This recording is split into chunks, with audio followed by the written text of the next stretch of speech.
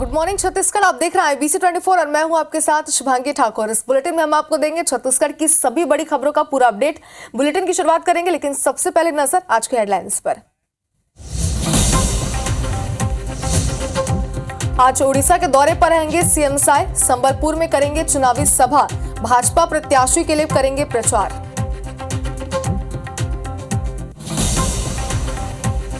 शराब दुकानों में ओवररेट मामले में आबकारी विभाग का बड़ा एक्शन, तय रेट से ज्यादा दाम में बेचने पर 4 दुकानों के विक्रेता ब्लैकलिस्ट। IBC 24 के कैमरे पर कैद हुआ था ओवररेट का मामला।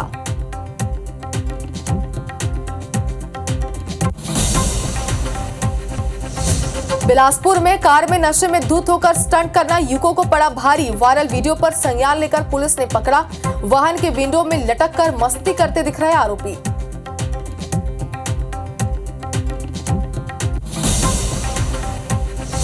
धमतरी में सड़क पार करते दिखा 44 हाथियों का दल, धान की फसल, सोलर प्लेट को लगातार पहुंचा रहे नुकसान। 8 गांवों में विभाग ने जारी किया अलर्ट।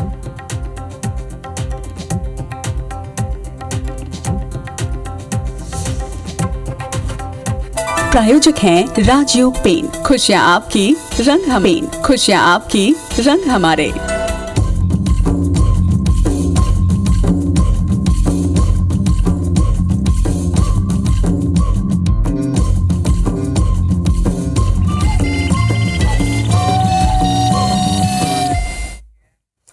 और हेडलाइंस के बाद बुलेटिन में सबसे पहले बात करेंगे प्रदेश के मुखिया यानी मुख्यमंत्री विष्णु देसाई के ओडिशा के दौरे की। तो ओडिशा में चुनाव प्रचार करेंगे मुख्यमंत्री आज। आपको बताते हैं उनका पूरा कार्यक्रम आज का क्या है। सुबह 10 बजे रायपुर से ओडिशा के लिए रवाना हो जाएंगे मुख्यमंत्री और इसके बाद ओडिशा के संबलपुर में चुनावी सभा को संबोधित करेंगे। तो बता दें कि लगातार धुआंधार प्रचार प्रसार कर रहे हैं मुख्यमंत्री विष्णु देसाई और इसी के तहत आज वो एक बार फिर से ओडिशा जाएंगे। बता दें कि सुबह 10 बजे के आसपास ओडिशा के लिए रवाना होंगे रायपुर से, जहां पर मीडिया से वो सबसे पहले बातचीत भी करेंगे और इसके बाद संबलपुर जाएंगे, जहां पर विशाल जनसभा का आयोजन किया जा रहा है। इस सभा को मुख्यमंत्री संबोधित करते हुए आज नजर आएंगे। बताया ये भी जा रहा है कि कई स्थानीय कार्यक्रमों में भी इस दौरान वो शामिल होंगे, लेकिन सबसे पहले विशाल सभा को वो संबोधित करेंगे और बीजेपी प्रत्याशी के पक्ष में वोट की अपील करते हुए आज मुख्यमंत्री ओडिशा में नजर आएंगे। तो ओडिशा के दौरे पर आज मुख्यमंत्री रहने वाले हैं। सुबह 10 बजे के आसपास वो रायपुर से रवाना हो जाएंगे ओडिशा के लिए, जिसके बाद वो संबलपुर में एक विशाल जनसभा को संबोधित करेंगे।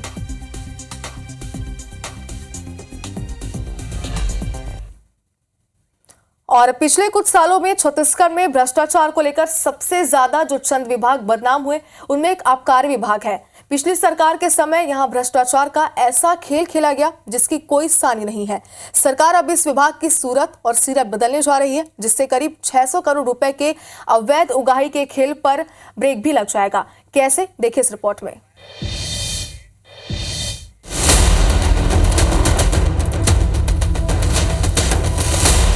नया रायपुर के इसी GST बिल्डिंग में आबकारी कार्यालय है, जहां पर आबकारी आयुक्त से लेकर के उनके तमाम मातहत अधिकारी कर्मचारी काम कर रहे हैं और अब इसी भवन से आबकारी विभाग की तस्वीर को बदलने की कवायद शुरू की है।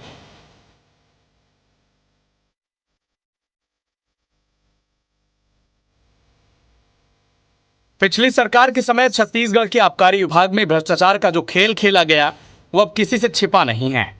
ईडी और EOW की तरफ से कराए गए FIR की जद में लगभग पूरा का पूरा विभाग आ चुका है। विभाग के कई कर्ता धर्ता जेल में हैं और बाकियों पर कार्रवाई की तलवार लटक रही है। लेकिन प्रदेश में सरकार बदलने के साथ ही इस सबसे बदनाम विभाग की सूरत और सीरत दोनों बदली जा रही है। भ्रष्टाचार के तमाम रास्तों को बंद किया जा रहा है। इसी कड़ी में एक और बड़ी पहल करते हुए शासन ने शराब दुकानों में कैशलेस सिस्टम लागू करने का फैसला लिया है। इसकी शुरुआत शराब की प्रीमियम दुकानों से हो रही है। चंद दिनों बाद इसे देशी और विदेशी मदिरा की उन दुकानों में भी लागू कर दिया जाएगा जहां मजदूर और निचले तबके के लोगों की भीड़ उमड़ती है। वो है कि हम कैशलेस पे जाने की कोशिश कर रहे हैं और उसमें प्राइमरीली कोशिश ये हो रही है कि जो प्रीमियम शॉप्स हैं हमारी, उन पे हम एज ए पायलट प्रोजेक्ट इसको स्टार्ट करने की कोशिश कर रहे हैं, क्योंकि कोई भी चीज़ को एकदम इंस्टेंटली स्टार्ट करने में बहुत सारी प्रॉब्लम्स आएंगी। And we are having a good revenue target this year, 11,000 crore का जो है रेवेन्यू टारगेट है।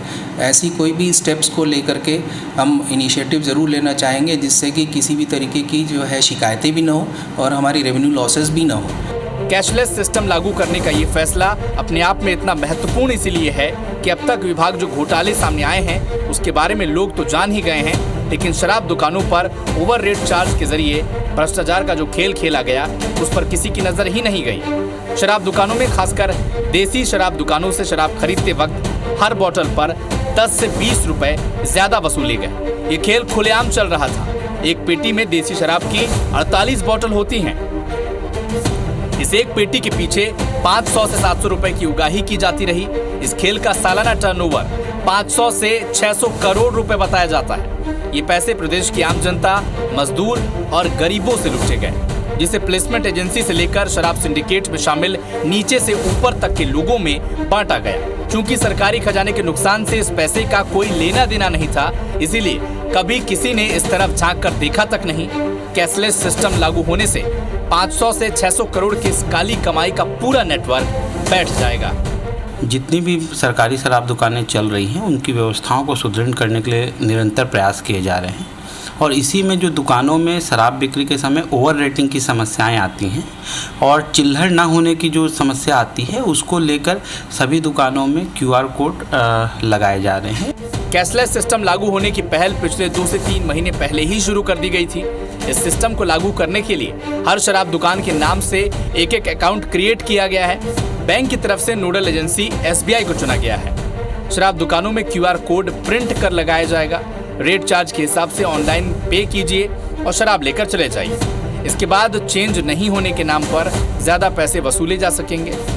इसके बाद भी कोई दुकानदार ओवर रेट करने की कोशिश करता है तो टोल फ्री नंबर 14405 वहीं लिखा हुआ मिलेगा, सीधे उस पर शिकायत की जा सकती है। सिस्टम बनकर रेडी है।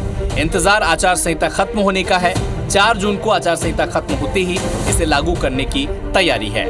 से UPI पेमेंट के माध्यम से भुगतान किया जाएगा। जिनके पास भी यदि कैशलेस ट्रांजैक्शन करना चाहते हैं और चिल्लर की समस्या हो तो ये सारी समस्याओं का निवारण हो पाएगा। ओवर रेटिंग जैसी समस्या सरकारी शराब दुकानों में नहीं होनी चाहिए। इस एक पहल के जरिए सरकार कई निशाने साध रही है। पहला, अव्वल दर्जे तक बदनाम हो चुके विभाग की छवि सुधारी जाए। दूसरा, अघोषित लूट के शिकार लोगों को राहत दी जाए। तीसरा, शराब दुकानों से कैश ले जाकर सरकारी खजाने तक जमा करने का काम एजेंसी के जरिए होता है। इसके लिए उसे करोड़ों का भुगतान होता है, वो पैसा बचेगा। चौथा, कैश ट्रांजैक्शन के लिए बैंकों को सरचार्ज देना पड़ता है, वो भी बचेगा। पांचवा, शराब दुकानों को विभाग के खाते तक पैसे पहुंचाने में 2 से 3 दिन का वक्त लग जाता है। कैशलेस के जरिए बिक्री के साथ ही पैसा अकाउंट में होगा। प्रदेश में हर दिन करीब 35 करोड़ रुपए की शराब बिकती है। अगर ये कवायद सक्सेस होती है तो निश्चित रूप से सरकार की कुछ छवि सुधरेगी और आबकारी विभाग के ऊपर लगा दाग शायद थोड़ा कम हो जाए। कैमरा पर्सन अनिल नागले के साथ राजेश राज, IBC 24 रायपुर।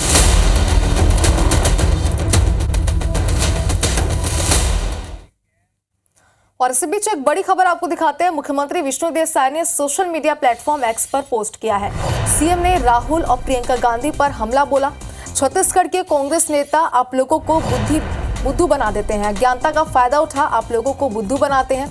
बयान से पहले होमवर्क करेंगी तो फजीहत नहीं होगी। ये बात मुख्यमंत्री विष्णुदेव साय ने अपने सोशल मीडिया अकाउंट X पर की है। तस्वीरें भी आपको दिखा रहे हैं। छत्तीसगढ़ के कांग्रेस नेता आपको बुद्धू बना देते हैं, ये बात उन्होंने कही और एक तरीके से तंज उन्होंने यहाँ पर कसा है। आगे कहा कि अज्ञानता का फायदा उठा आपको बुद्धू बना दिया जाता है और उन्होंने आगे ये भी लिखा कि बयान से पहले होमवर्क करेंगे तो फसीहत उनकी नहीं होगी। तो राहुल गांधी और प्रियंका गांधी को लेकर उन्होंने यहाँ पर तंज कसा है। बता दें कि प्रचार प्रसार के दौरान जो है राहुल गांधी और प्रियंका गांधी ने सभा को संबोधित करते हुए कई ऐसे बयान दिए थे जिन पर बयानबाजियां जो थी वो लगातार जारी थी, लगातार पलटवार किए जा रहे थे और इन तमाम बयानों को लेकर ही उन्होंने यहाँ पर एक तंज कसते हुए पोस्ट किया है।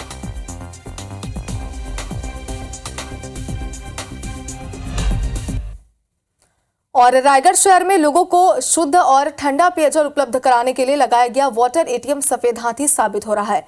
2018 में बीजेपी सरकार के दौरान नगरीय निकाय क्षेत्रों में वाटर ATM लगाने की योजना बनाई गई थी। इसके तहत लोगों को 1 रुपए का सिक्का डालने पर 5 लीटर ठंडा और शुद्ध पानी उपलब्ध कराया जाना था।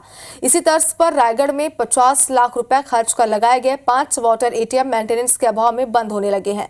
उस समय जिला अस्पताल, नगर निगम परिसर, अंबेडकर चौक, केवड़ाबाड़ी बस स्टैंड और ट्रांसपोर्ट नगर इलाके में मशीनें लगाई थी।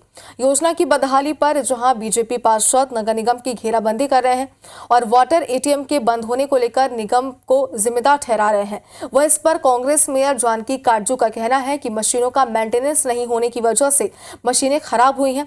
इस संबंध में एजेंसी से बातचीत कर मशीनों के मेंटेनेंस के लिए निर्देश दिए गए हैं। जो पेयजल उपलब्ध कराए जाने के लिए आरोग्य पानी दिए जाने का एक अच्छी योजना भारत सरकार की और केंद्र सरकार की योजना थी, जिसको कि इन लोगों ने पूरी तरह से फैल कर दिया है रायगढ़ नगर सरकार ने। आज भी हम देखते हैं तो पूरे नगरीय क्षेत्रों में एक भी वाटर एटीएम संचालित नहीं हो रही। नगर निगम द्वारा 5 वाटर एटीएम लगाया गया था आम जनता की सुविधा को देखते हुए, लेकिन इसमें आए दिन समस्या आ रही है कि टेक्निकल प्रॉब्लम हो रही है। इसके मेंटेनेंस के लिए एजेंसी को बोला गया है और साथ में हमारे नगर निगम से भी टीम लगा दी गई है। जहां भी परेशानी होती है वहां पेय और जल खोल का व्यवस्था किया गया है। शहर में रिश्ते को शर्मसार करने वाला एक बड़ा मामला सामने आया, जिसने पति पत्नी के रिश्ते पर सवाल खड़े कर दिए हैं। भिलाई के नेवई में एक पत्नी ने अपने पति को रास्ते में हटाने के लिए 50,000 रुपए की सुपारी दे दी। 16 मई की रात को जिस वक्त आरोपी ने पति तौकीर के गले में चाकू मारा, उस वक्त वहां पेट्रोलिंग कर रही पुलिस की टीम पहुंच गई। इसके चलते उसकी जान बच गई। अस्पताल में इलाज और पीड़िता के बयान के बाद पुलिस हरकत में आई। नेवई पुलिस ने जानलेवा हमला करने वाले 3 आरोपियों और उसकी हत्या की साजिश रचने वाली पत्नी नीदा को गिरफ्तार कर लिया है। एडिशनल एसपी सुखनंदन राठौर ने बताया कि नीदा और तौकीर के बीच लंबे समय से विवाद चल रहा था और दोनों ही एक दूसरे पर शक करते थे।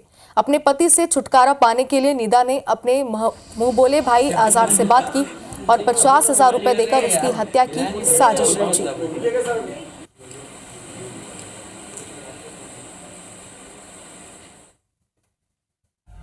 धमतरी से आपको बड़ी खबर दिखाते हैं। सड़क पार करते हुए यहां पर 40 हाथियों का दल नजर आया। सीता नदी उदंती क्षेत्र के बोरई सिहावा सड़क पर हाथी का दल दिखा है। धान की फसल, सोलर प्लेट को लगातार ये हाथी नुकसान पहुंचा रहे हैं। बोराई, नवगांव सहित 8 गांव में विभाग ने अलर्ट जारी कर दिया। तो जो राहगीर थे, जो आने जाने वाले लोग थे, उन्होंने जैसे इन हाथियों के दल को यहाँ पर विचरण करते हुए देखा, सड़क पार करते हुए देखा, उन्होंने इसे अपने कैमरे में कैद कर लिया, जिसके बाद वन विभाग को भी सूचित किया गया। वन विभाग ने अलर्ट जारी कर दिया है। इधर पिंडरा में गांव के पास, खेत के पास एक भालू दिखा है। बता दें आपको कि खेत में घूमते हुए यहां पर भालू नजर आया। राहगीरों ने वीडियो भी बनाया है। भोजन पानी की तलाश में भालू भटक रहा है।